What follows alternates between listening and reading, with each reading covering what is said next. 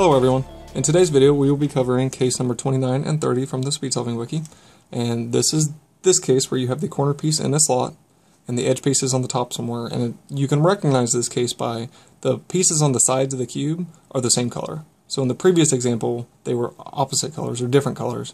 In this case they're going to be the same color. And this is also a very simple case to solve. Let's get started. For the non-oriented version of this case, what we're going to do is we're going to perform a sledgehammer to pair them up. And we can do this from the front or the back. And what you have to do is you have to place your edge piece in the same plane as your corner piece. So if it's in the front, you would place it here. If it's in the back, you would place your edge piece there. And what we're going to do is we're going to sledgehammer the side that the corner piece is on. So we'll do a sledgehammer. And what that does is that pairs the piece up, and then you can insert it wherever you want. So you don't have to really care if it's oriented or not oriented. If you see that you have this case and white is either facing towards you or away from you, then you can perform a sledgehammer and pair it up. Now in the back, you do need to regrip to perform the sledgehammer, and how you would do that is you would just regrip to here, and then pull your, because here's your corner and here's the slot that we care about, so you would pull your slot down and then push with your finger. What that does is that pairs your pair up, and then you would insert it however you like.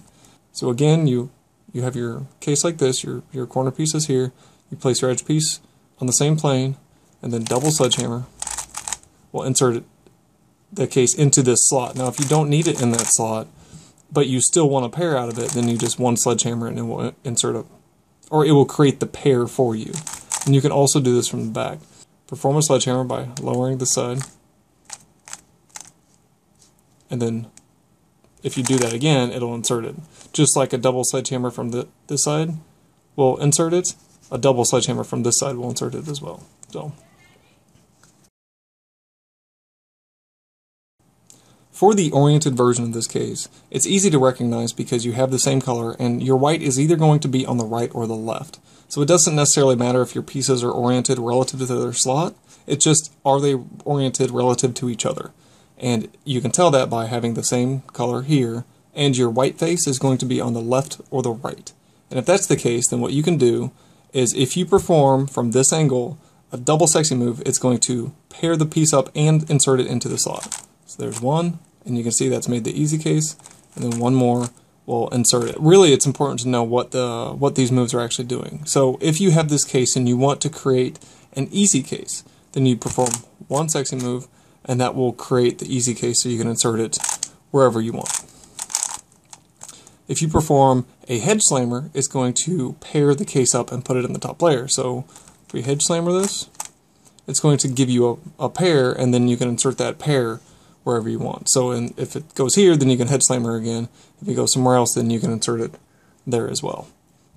So you can create the easy pair by RUR prime, and that creates your easy pair, so you can insert it. Or you can hedge slammer and create a pair.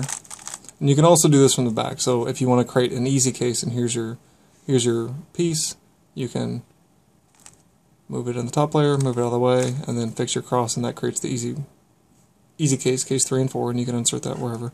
Or you can perform a hedge slammer, and this does require a regrip, but you would just regrip like that. And that will pair your pair up, and you can insert it however you like. So that is the oriented version of this case. And I think that's it for case number 29 and 30. If you have any questions or comments, leave them in the comment section below.